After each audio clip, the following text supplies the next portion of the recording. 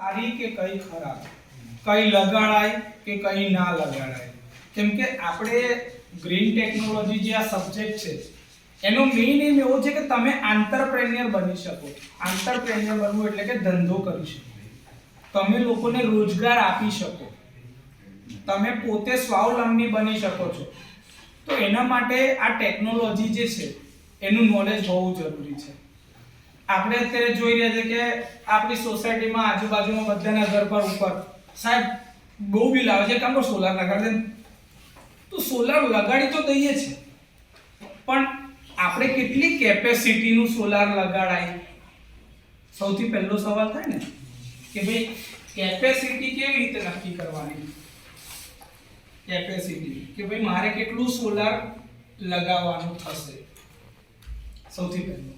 બીજું, મારી પાસે કેટલી એરિયા છે છત પર, કે ભાઈ છતનો એરિયા કેટલો છે, એ પેનલો એની ઉપર સમાવેશ થશે કે નહીં થાય? તો એરિયા બી તો જોઈએ ને. એરિયા કેટલો ખર્ચો થશે, કોસ્ટ. કયા ટાઈપની પેનલ પસંદ કરાય? પેનલ અને ઇન્વર્ટરના કન્ફિગરેશન.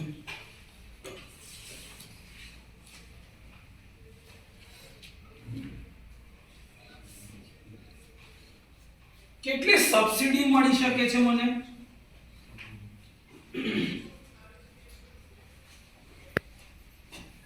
આ લગાવવાથી કેટલા ટાઈમમાં પૈસા પાછા આવે? પેબેક પીરિયડ.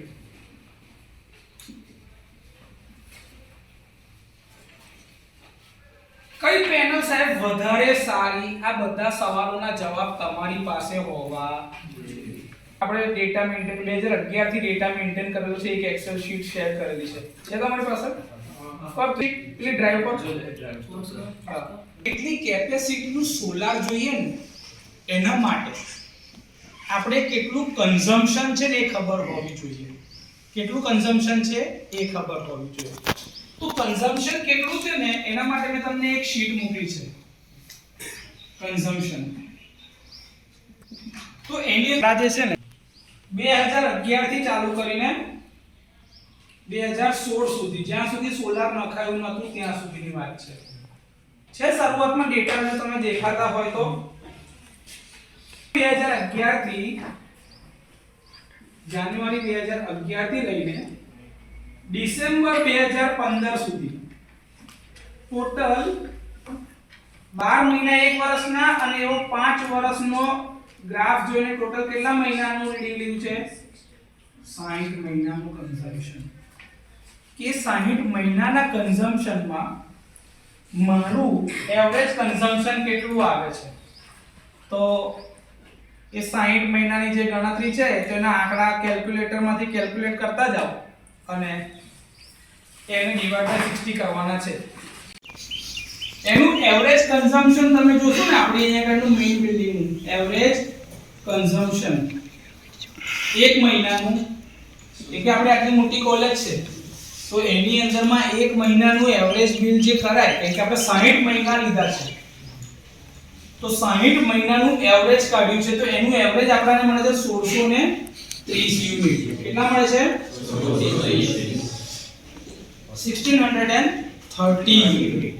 હવે 1630 યુનિટ એક મહિનામાં આપણે વાપરીએ છીએ એવરેજ. કેટલા? તો 12 મહિનાના કેટલા થાય? 1630 ગુણ્યા 12 કેટલા? 19560 યુનિટ વર્ષે થાય. એક વર્ષના પર યર.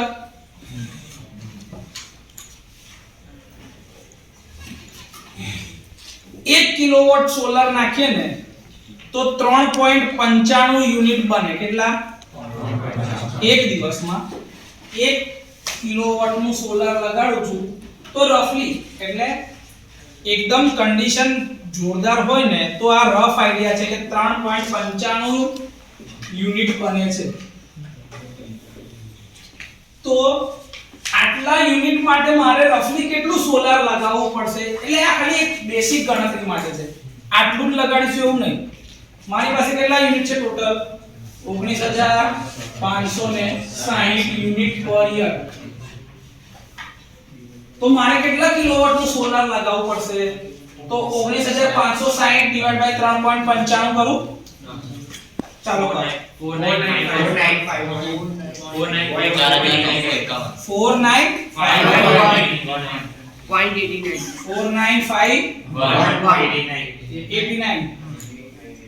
આ તો તમારા આખા વર્ષનો ડેટા છે, તમે મહિનામાં બી ડિવાઇડ કરવું પડશે ને. 412 પણ આપણી પાસે સાહેબ મહિનામાં કરીએ એના કરતા 365 દિવસથી જ કરી નાખીએ તો, કેમ કે આ તો રોજનું છે ને, એવરેજ રોજનું છે. તે એક વર્ષની અંદર એવા 365 દિવસ છે. 13.56 આ સાહેબ 13.56 રાખું ને તો એક્ઝેક્ટ આટલા જ યુનિટ મારા જનરેટ થશે. એની શું ગેરંટી છે?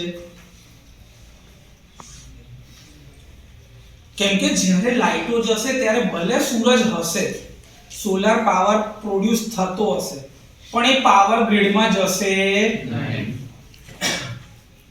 બીજું કે તમારું જે બિલ આવે છે એને આપણે ઝીરો કરવા માટે યુનિટની સામે યુનિટ બેલેન્સ કરવાના છે.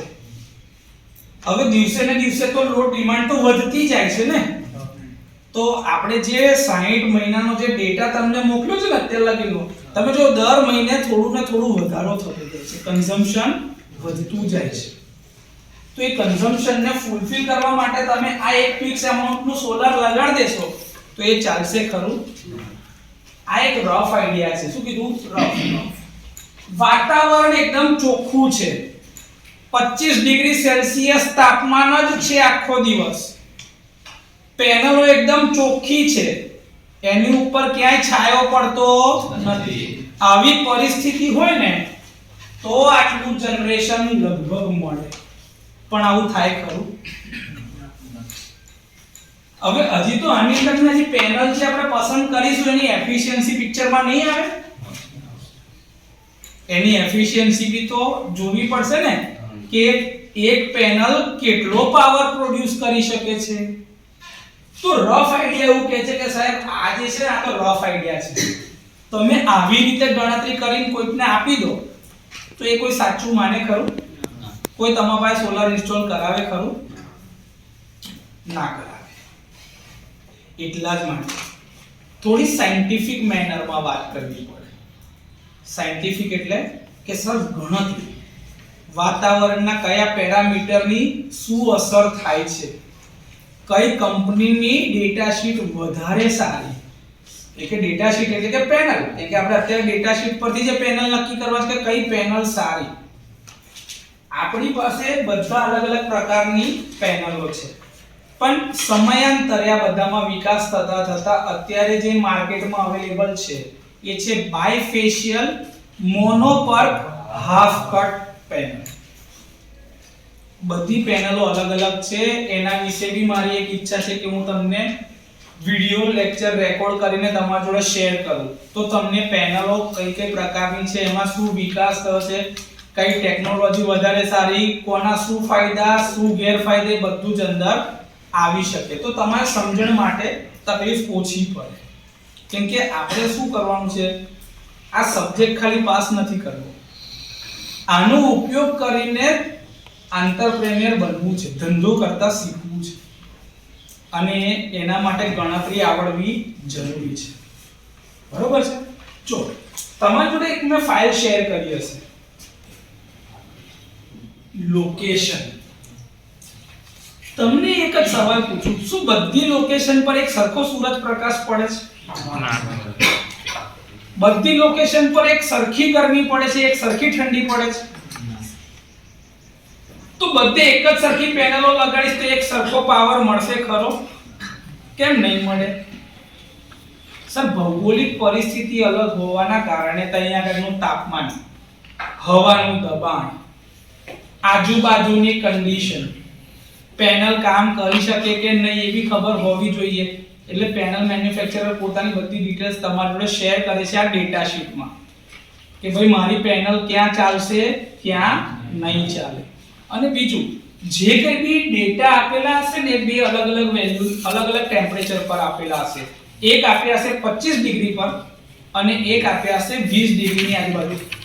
એને કહેવાય સ્ટાન્ડર્ડ ઓપરેટિંગ ટેમ્પરેચર કન્ડિશન અને NOCT nominal operating temperature condition. આ બધું સમજાવું છું સર. તો આપણી લોકેશન પ્રમાણે જ આપણે વાત કરવાના છીએ. તો આપણી લોકેશન ભરૂચ છે. તમે છે ને ગૂગલ ઉપર સર્ચ મારો કેજે પોલિટેકનિક ના લોંગિટ્યુડ એન્ડ લેટિટ્યુડ તો સર્ચ કરો કે ભાઈ કેજે પોલિટેકનિક લોકેશન પર ગૂગલ મેપ પર જ લખો ને, ગૂગલ મેપ પર લખો શ્રી કેજે પોલિટેકનિક 21.71 ડિગ્રી. એ તમને દેખાશે ગૂગલ મેપ ઉપર. 21.71 ડિગ્રી આવે છે. 21.71 ડિગ્રી છે. અને કન્ઝમ્પશન જો જે આપણું કન્ઝમ્પશન છે એ તમને લખીને આપ્યું 1630 યુનિટ પર મંથ. તો આ જે 1630 યુનિટ નું કન્ઝમ્પશન છે, આ 1630 યુનિટ જે મારા કન્ઝ્યુમ થાય છે એ એક મહિનાના છે. એક મહિનાના છે. એક મહિનાના દિવસો કેટલા આપણી પાસે 30.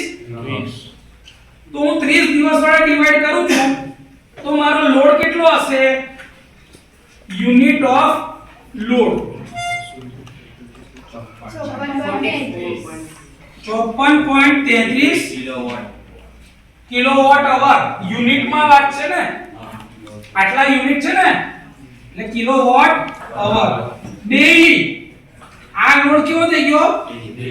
એટલે કે ગમે તે થાય દરરોજ જે મારો આટલો પાવર પેદા થવો જ જોઈએ. ઓછામાં ઓછા આટલા યુનિટ મારા રોજે પ્રોડ્યુસ થવા જોઈએ. જો એ ફાઇલની અંદરમાં જો થઈ ગયું ઓકે. 16.21% એફિશિયન્સી આપી છે ડેટા શીટમાં. 16.21% એટલે કે 0.1621 એફિશિયન્સી આટલી છે. આપણી જે ભરૂચની લોકાલિટી છે, આપણા જે ગુજરાતનો જે વિસ્તાર છે જે કર્કવૃત્તની નજીકથી પસાર થાય છે ને, લાઇન ઓફ કેન્સર જે છે એ ગુજરાતમાં થઈને પાસ થાય છે. તો અહીંયા આગળ ઓન એન એવરેજ આપણાને કેટલું ઇન્સોલેશન અવેલેબલ છે? તો જો એની વેલ્યુ h માં આપી હશે, h 4 point સમથિંગ આપે છે 4.2086 કિલોવોટ અવર પર મીટર સ્ક્વેર પર. એટલે કે આખા એક દિવસની અંદરમાં 1 મીટર સ્ક્વેરના એરિયા ઉપર આટલો જ પાવર મળી શકે મેક્સિમમ. આ ઇન્સોલેશન h થી મેં બતાવ્યું છે તમને ઇન્ટેન્સિટી. આ જે h જે છે એ ઇન્ટેન્સિટી છે કે આનાથી વધારે મેક્સિમમ તમને મળી શકે જ નહીં. એ સૌથી મેક્સિમમ એટલે આનાથી ઉપર જવાનું. તો સર મારે તો રોજે આટલા યુનિટ પ્રોડ્યુસ કરવા છે ડેઈલી ના પર ડે. અહીંયા આગળ આટલું છે kilowatt hour metre square day. તો સર મને એરિયા મળી જાય કે મારે કેટલા એરિયાની જરૂર પડશે આટલો પાવર જોઈતો હોય તો એના માટે? દેખાય છે ભાઈ અહીં લગીનનું આવી ગયું ડેટા શીટ પ્રમાણે. જો અહીં લગીનનું આવી ગયું બેટા, આપણે અહીં લગીનનું. હવે મારે શું જોઈએ છે? કેટલો એરિયા જોઈએ? ઓકે. જો કેટલો એરિયા જોઈએ છે ને અંદર જ રાખજે ભાઈ હમણાં. હા ને, હવે ફોકસ. કેટલો એરિયા જોઈએ છે? તો તમારી પાસે આ ડિમાન્ડ છે કિલોવોટ અવર પર ડે. તો kilowatt hour per day, kilowatt hour per day. તો આને પહેલાના આપવામાં રખાય. પણ પેનલની એફિશિયન્સી કેટલી છે? કે હું 100 એને આપું છું તો એ પ્રોડ્યુસ કેટલા કરે છે? એક પૂરા કરતો કેટલા કરે છે? તો મારે કેટલો એરિયામાં સોલાર પ્લાન્ટ નાખવાનો થશે? આટલા 54.33 યુનિટ પેદા કરવા હોય તો તો સર એનો એરિયા કેલ્ક્યુલેટ કરવા માટે મારે એરિયા શોધવો છે. કેટલો શોધવો છે? એરિયા. તો મારી પાસે શું છે કે ભાઈ ટોટલ મારા રોજના કેટલા યુનિટ કન્ઝ્યુમ થાય છે? 54.33 કિલોવોટ અવર પર ડે. લખી રાખો kilowatt hour per day divided by આ એનો એકમ છે ને. હા. એફિશિયન્સી કેટલી છે? તો કે ભાઈ ડાયરેક્ટ 16.161 લખી દો. એફિશિયન્સી ની અંદર ડાયરેક્ટ આંકડો લખી દો. 0.1621 કેમ કે આટલા ને પ્રોડ્યુસ કરી શકે છે. ઓકે, કેટલા આવશે બેના? 4.2086 એનો એકમ કિલોવોટ અવર પર મીટર સ્ક્વેર પર.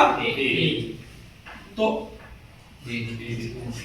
આ મીટર સ્ક્વેર છેદના છેદમાં છે કઈ જતું રહેશે? તો શું આવ્યું? 54.33 divided by 0.1621 into 4.2086 metre square.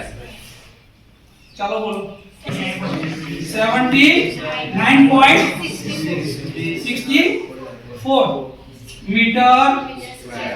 આ રફલી આપણો આઈડિયા છે સાહેબ 80 મીટર સ્ક્વેર જેટલી જગ્યા જોઈશે. કેટલી જોઈશે?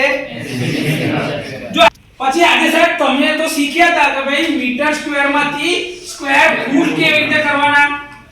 ચાલો તો 79.64 મીટર સ્ક્વેર કેટલા સ્ક્વેર ફૂટ થાય?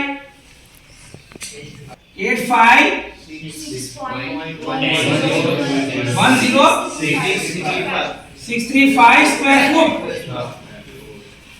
આટલો તમારો એરિયા સ્ક્વેર ફૂટમાં જોઈએ. આટલા સ્ક્વેર મીટર લગીને કોઈને કોઈ ડાઉટ? તો સર મારે તો નાના નાના ભાગમાં પેનલ જોઈશે. તો પેનલ લગાવવા માટે પછી એક પેનલનો છાંયો બીજા ઉપર ના પડે, વચ્ચે જઈને સાહેબ વાયરિંગ કરવું હોય, મેન્ટેનન્સ કરવું હોય, સાફ સફાઈ કરવી હોય તો આવવા જવાની જગ્યા બી જોઈએ ને. તો એના માટે શું જોઈએ? Area estate. શું જોઈએ? Area estate.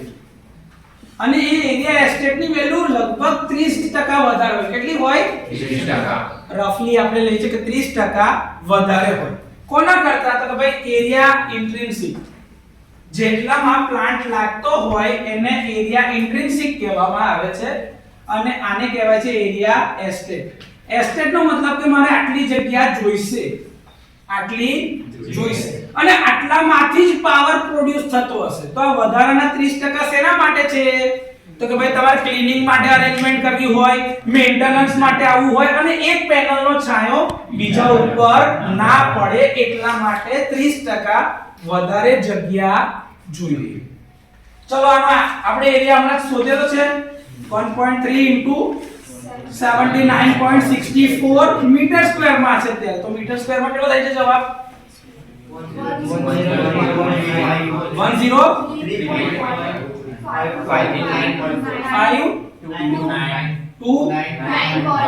914 metre square. તો મારે આટલી જગ્યા મારા છત ઉપર જોઈએ જેથી કરીને હું આ પાવર પ્લાન્ટ સેટઅપ કરી શકું. કેટલી જગ્યા જોઈશે? 103.52 મીટર સ્ક્વેર. આને સ્ક્વેર ફૂટમાં કન્વર્ટ કરી દો તો લા ભાઈ 111.938 સ્ક્વેર ફૂટ. આટલો એરિયા તમારે આ પ્લાન્ટ માટે જોઈજો. અહીં લખી કે સર આટલે સુધીનો પાવર તો થઈ ગયો મારો જનરેટ, કે મારે આટલે લગીનો પાવર તો જોઈએ છે. પણ સર મારે એના માટે મારે સોલાર કેટલું જોઈશે? સોલાર બી તો લાવવું પડશે ને. WHPV આપણે લોડ માટે ગણતરી કરી. સૌથી પહેલા મારે શું જોઈશે? તો ભાઈ મારે અહીંયા આગળથી આ એરિયા 961 મીટર લંબાઈ અને 991 મીટર માં પહોળાઈ. ચલો એરિયા કેટલો આવે? 94 ઓકે સર, મારે અહીંયા આગળ જે વાત કરવાની છે એ સર હવે કેવી રીતે ખબર પડશે કે મારે શું જોઈશે? તો મારે એક પેનલ થી કેટલો પાવર પ્રોડ્યુસ થાય છે એ ગણવો પડશે. એટલે કે મારે ટોટલ WHPV ની જરૂર પડશે. જો એના પછીના સ્ટેપમાં તમે જુઓ શું છે આપણી પાસે એરિયા ઓફ ઇન્ટ્રિન્સિક ટોટલ આપણી પાસે એના માટેની વાત કરીએ આપણે શું છે સિવિલ કોમ્પ્યુટર બિલ્ડિંગ માં આપણી પાસે ત્યાં 96 મેઇન બિલ્ડિંગ માં 80 મોડ્યુલ છે. સિવિલ બિલ્ડિંગ નો એરિયા છે એરિયા ઓફ પેનલ 1 નો કેટલો આવે તો 1.943351 મીટર સ્ક્વેર 1 નો છે. તો ટોટલ 80 નું ગણવું હોય કાં તો સિવિલ વાળું ગણવું હોય તો 96 નું ગણો. તો ટોટલ એરિયા એસ્ટેટ કેટલો થશે તો કે 1.943351 into 96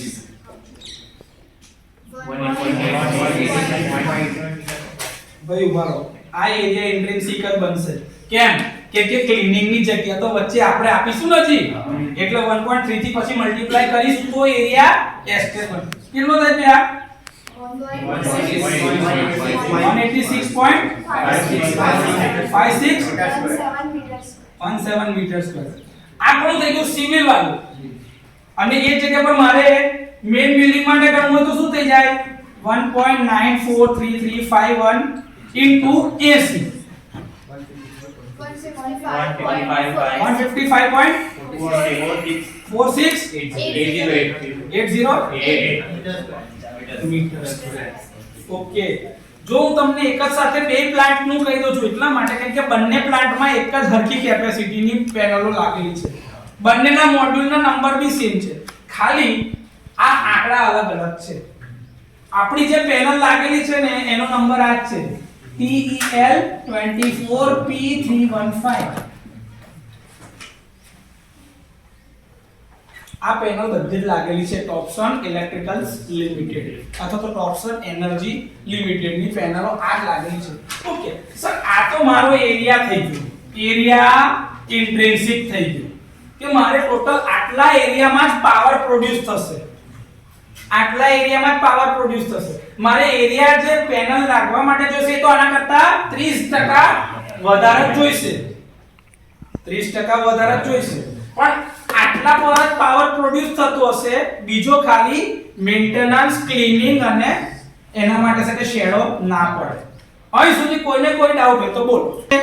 પેનલનો એરિયા કેલ્ક્યુલેટ કરવો છે તો પેનલનો એરિયા કેલ્ક્યુલેટ કરવા મારી પાસે શું અવેલેબલ છે તો એક તો મારી પાસે એરિયા અવેલેબલ છે 186 પોઈન્ટ સમથિંગ. ચલો આનો ગુણાકાર કરો. આટલું થાય. આમાં કોઈને કોઈ ડાઉટ હોય તો બોલો. આપણે જે પેનલ લગાડી છે એનાથી આટલો સોલાર પાવર રોજનો બનવો જ જોઈએ. હવે આપણો સોલાર કેટલા કલાક લગીને કામ કરતું હોય છે આટલું સોલાર. એક મિનિટ ઉપર આટલું કોના લીધે થયું છે આના માટે 96 વાળા માટે 96 માટે. આવું જ આપણે 80 માટે ગણવું હશે તો કયો એરિયા લેવાનો તો એના માટે WHPV કેટલા થશે આના WHPV ચલો ગણો જો.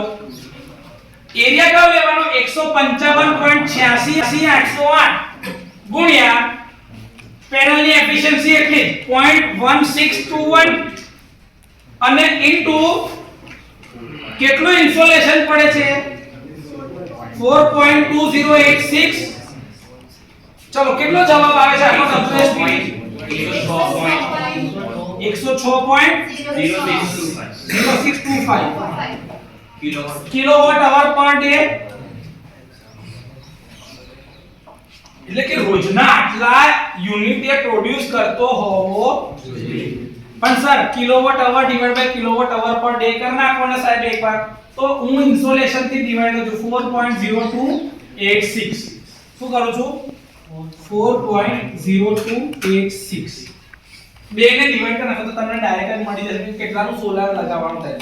કેટલો થાય જાણ 30.240 કિલોવોટ અને અહીંયા આગળ 24.24 તો 32 જોઈ લો એકવાર વ્યવસ્થિત આંકડા લખી 6 કરી દીધું હશે અહીંયા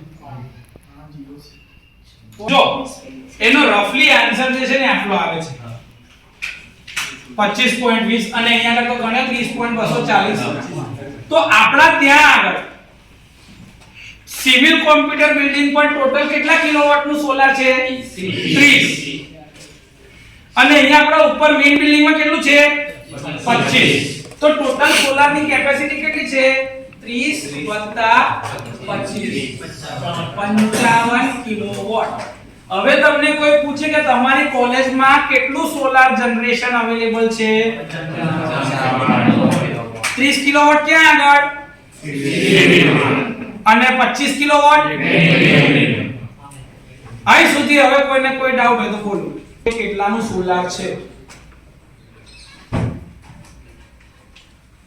હશે 4 યુનિટ ની આજુબાજુ હોય તો તમારે કેટલું સોલાર જોઈએ 1 કિલોવોટ ની આજુબાજુ કેટલું જોઈએ 1 કિલોવોટ તમારું કન્ઝમ્પશન ધારો કે એક દિવસનું 12 થી 15 યુનિટ ની આજુબાજુ છે તો તમારે કેટલું સોલાર જોઈએ હવે કો જોઈએ ધારો કે તમારું કન્ઝમ્પશન છે 12.4 3 કિલોવોટ કે 3.2 કિલોવોટ કે 3.3 કિલોવોટ એનથી વધારે જોઈશે નહીં તો આવી રીતે આપડા બધા જ તમે લોકો બિલ આજે જોજો તમારા આખા એક વર્ષના બિલના આંકડાના આધારે યુનિટ ડિવાઇડ બાય આ રીતે કરજો તો તમને ખબર પડશે કે તમારા ઘરે તમારે કેટલું સોલાર જોઈએ તમારા છતનો એરિયા બી તમને ગણતા આવડી જશે ઓકે આ એરિયા જો પેનલનો ખબર હશે ને તો આગળ કામ થશે એટલે પેનલનો એરિયા ક્યાં મળશે તો ભાઈ ડેટા શીટમાં આ ડેટા શીટમાં બધું જ મળશે ઓકે અહીં સુધી કોઈને કોઈ ડાઉટ છે હવે તો સર મને એ ખબર પડી કે ભાઈ મારે કેપેસિટી કેટલી છે અને મારો એરિયા કેટલો છે કોસ્ટ ને આને બધું પછી આવે કેટલું કેમ 10% આપણે આવું લઈએ છે રફલી ખબર કે ધારો કે લાઈટો જતી રહી તો સોલાર પાવર બંધ થઈ જશે પ્રોડ્યુસ કરતો એ ગ્રીડમાં મોકલી જ નહીં શકે બીજું કે તમારી પેનલ રોજે ક્લીન ના થતી હોય તો એની પર ધૂળ જામેલી હશે અમે લોકો હમણાં છેલ્લા એક અઠવાડિયાથી આ બધું જોઈ રહ્યા છીએ અને પેનલ ક્લીન કરવાના લીધે રોજે આપણી કોલેજમાં આ બિલ્ડિંગમાં 17 યુનિટ અને ત્યાં આગળ 23 યુનિટનો વધારો થયો છે એટલે કે રોજના 40 યુનિટ વધારે પ્રોડ્યુસ થઈ ગયા છે કેટલા 40 * 30 કરો 4 કરી 1200 યુનિટ આખા મહિનાના મને વધારે જનરેટ થઈને મળી ગયા છે એક યુનિટનો ભાવ ધારો કે 7 રૂપિયા હોય આટલું બિલ મારું ઓછું થઈ ગયું હા કે ના યુનિટની સામે યુનિટ કટની પોલિસી છે સરકારની તો સીધો આટલો મારો બિલમાં ફાયદો શું થયું આટલો ફરક પડે છે અને એટલે જ આપણે ડેઈલી કન્ઝમ્પશનનો ડેટા અને ડેઈલી જનરેશનનો ડેટા મેન્ટેન કરીએ છીએ જેથી ખબર પડે કે આજના દિવસમાં કેટલો વધારો થયો છે બીજું કે રોજે કે 25 ડિગ્રી સેલ્સિયસ તાપમાન આખો દિવસ થોડી હશે 25 ડિગ્રીની આજુબાજુનું તાપમાન કઈ સીઝનમાં વધારે વાર મળે આપણને શિયાળામાં તો સોલાર પાવર પ્લાન્ટની એફિશિયન્સી કયા સીઝનમાં સૌથી વધારે મળે શિયાળામાં તો તમે અત્યારે લગીન સમજતા સર ઉનાળામાં તો કેટલો સન બ્રાઇટ હોય કેટલો તડકો મળે તો ઉનાળામાં કેટલો પાવર પ્રોડ્યુસ થાય એવું થાય સૌથી વધારે પ્લાન્ટની એફિશિયન્સી સોલારની જે મળે છે એ વિન્ટરમાં મળે છે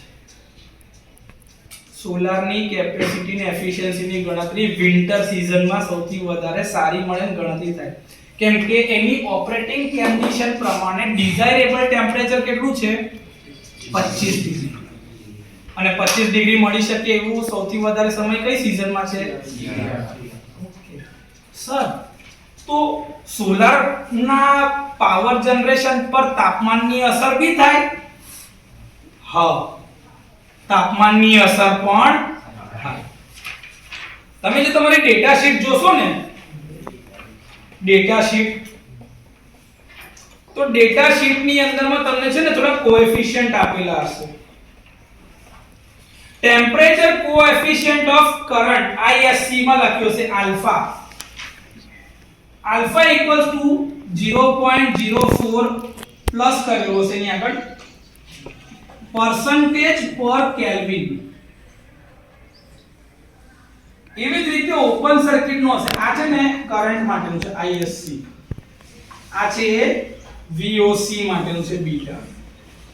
એની અંદર લખેલો છે -0.27 પરસેન્ટેજ પર કેલ્વિન. ગામા કરીને બતાવ્યું છે -0.36 પરસેન્ટેજ પર કેલ્વિન. તમારી જે ડેટા શીટ શું કે છે? ટેમ્પરેચર વધે તો કરંટ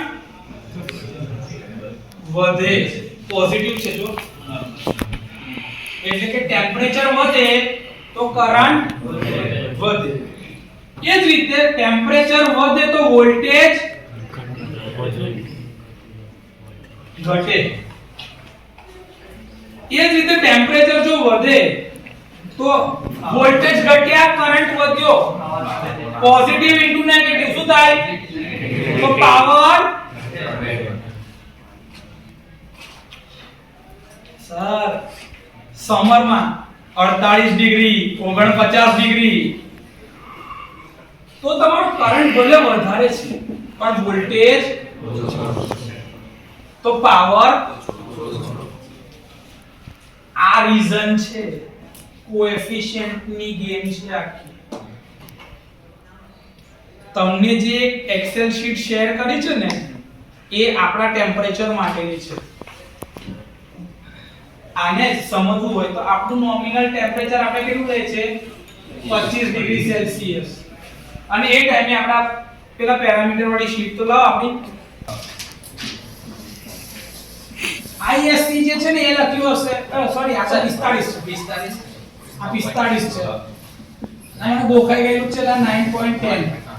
અને એ જ રીતે આનો VMP જે હશે ને એ છે 37 અને IMP છે ને એ છે 8.5 એમ્પિયર વોલ્ટેજ એમ્પિયર.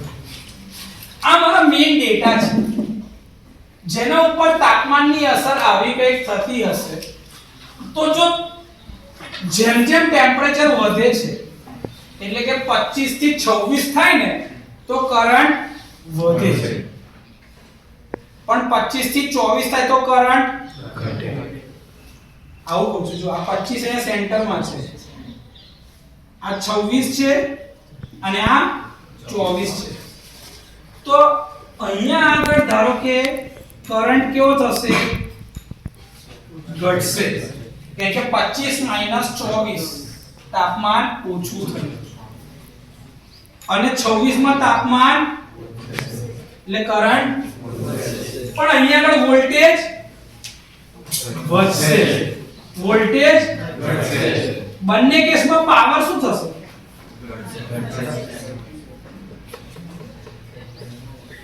બંને કેસમાં, કેમ કે એક પોઝિટિવ એક negative. Positive into negative, positive into negative.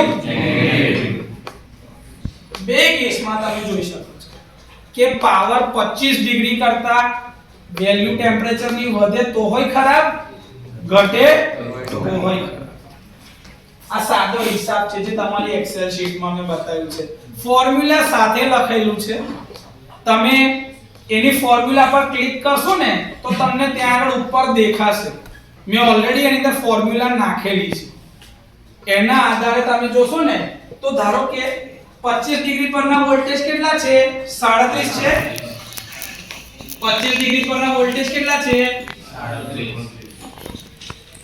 37.0. તો 24 પર છે ને વોલ્ટેજ કેવા હશે? વધારે હશે. 24 પર વોલ્ટેજ વધારે. જોઈ લો હવે 24 વાળો કોલમ જો. આ ઉભો ભાઈ 37 કરતા આમાં કંઈક વધારે હશે. કેટલા છે? અને એક જગ્યા પર 26 ઉપર વોલ્ટેજ ઘટતા હશે જો એની નીચેવાળી લાઈન જો 36.86 થાય છે જો વોલ્ટેજમાં તાપમાન ઘટતા વોલ્ટેજમાં વધારો થાય છે તાપમાન વધતા વોલ્ટેજમાં દેખાય છે આ વોલ્ટેજ આ મેક્સિમમ ની જ વાત કરું છું એવી રીતે કરંટ પર જો ચલો IMP 8.50 જેટલો જ વધારો છે પણ ઘટાડામાં બી એવું જ હશે 8.50 સમથિંગ કે 49 હશે 8.49 575 દેખાય છે કે કરંટમાં ઘટાડો થાય છે બહુ ઓછો સિગ્નિફિકન્ટ એટલો બધો નહીં પણ થાય ખરો પાવરમાં કેવું થાય છે પાવરમાં અહીંયા આગળ તમે દોસ્તો 37 * 8.5 એટલે 314.5 હશે પેલામાં કેટલો છે ઉપર 315.83 અને અહીંયા 313 જો દેખાય છે 1 ડિગ્રી વધારી અને 1 ડિગ્રી ઘટાડી બે કેસમાં તમને પાવરની વેલ્યુ જો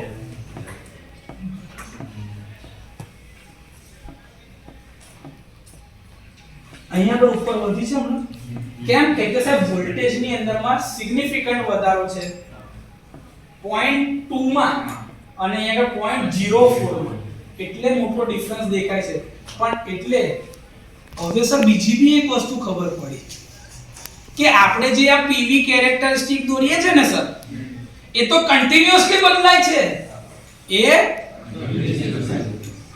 કેમ કે કન્ટિન્યુઅસલી તાપમાનમાં ફેરફાર થાય તો આ વેલ્યુ બદલાતી જાય એ જ સાપેક્ષે ઇરેડિયેશન સવારે ગરમી ઓછી હોય જેમ જેમ દિવસ વધતો જાય એમ ગરમી વધતી જાય છે તેમ ઇરેડિયેશન લેવલ વધતું જાય અમુક વાર બહુ જોરથી પવન ફૂંકાતો હોય એ બી સારું નહીં એના માટે સ્ટાન્ડર્ડ એર માસ કેટલું કે છે 1.5 એર માસ કેટલું લખેલું હશે 1.5 હોવું ફરજિયાત છે એ સ્ટાન્ડર્ડ ટેમ્પરેચર કન્ડિશન નો એક ભાગ છે આના સિવાય અલગ હોય તો એ કામનું અહીં સુધી કોઈને કોઈ ડાઉટ હોય તો બોલો